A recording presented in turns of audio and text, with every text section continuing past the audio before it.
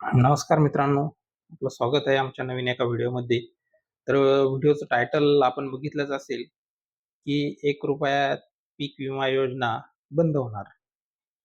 तर मित्रांनो, अ, जसं की आपण आता 2 वर्षापासून बऱ्यापैकी ₹1तच पीक विमा काढतोय आणि त्याचा लाभ पण जे पात्र असतील त्या शेतकऱ्यांना यापूर्वी मिळालेला आहे.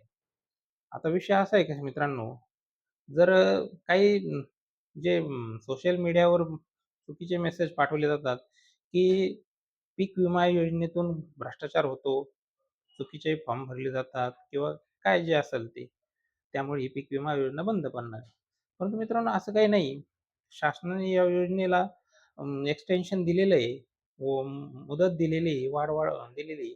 त्यामुळे ही योजना कदाचित पुढे पण आता चालूच राहणार आहे. ही योजना अजून तर काही बंद करण्यासंदर्भात शासनाने कुठलाही अध्यादेश काढलेला नाहीये.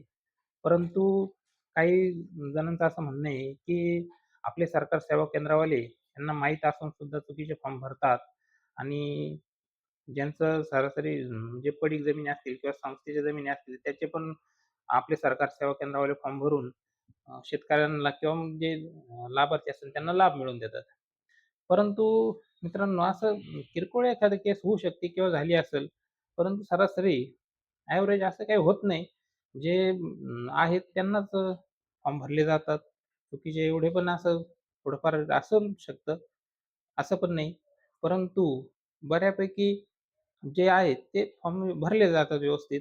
तसेच शेतकरी पण उत्स्फूर्त आता ₹1 योजना आहे म्हटल्यानंतर बऱ्यापैकी शेतकरी पण याचा लाभ घेत आहेत. भरपूर जण फॉर्म भरतात आणि कसं आहे मित्रांनो, काही जणांना या योजनेतून पैसे आलेले नाहीत.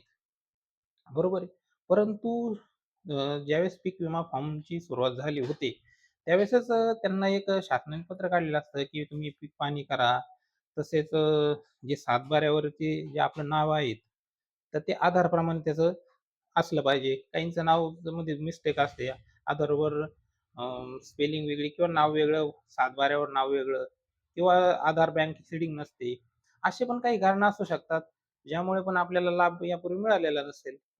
कारण ज्याचं पूर्ण असतंय, रेकॉर्ड व्यवस्थित असतंय, आधार बँक संलग्न असेल किंवा उतार्यावर आधारावर नाव सारखं असेल, तर अशा व्यक्तींना मध्यंतरी जे पीक विम्याचे पैसे आलेत, तर ते सर्व मिळालेले आहेत. असं किरकोळ एखादी केस असेल, तर त्याच्या संदर्भात पण ज्यांनी तक्रार नोंदवली, त्यांची पुढं कार्यवाही कंपन्यांची चालू आहे. परंतु जे काही बोलतायत ना, की नाही ही योजना बंद व्हायला पाहिजे किंवा बंद पडायला पाहिजे. असं काही नाही, योजना चांगली आहे. शेतकऱ्यांच्या हिताची पण आहे. शेतकऱ्यांना यातून फायदा पण मिळतोय.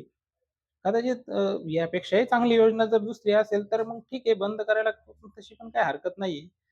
परंतु आजच्या ज्या आहे ₹1 जी पीक विमा योजना आहे, तर ती सध्या तरी व्यवस्थित चालू आहे मित्रांनो.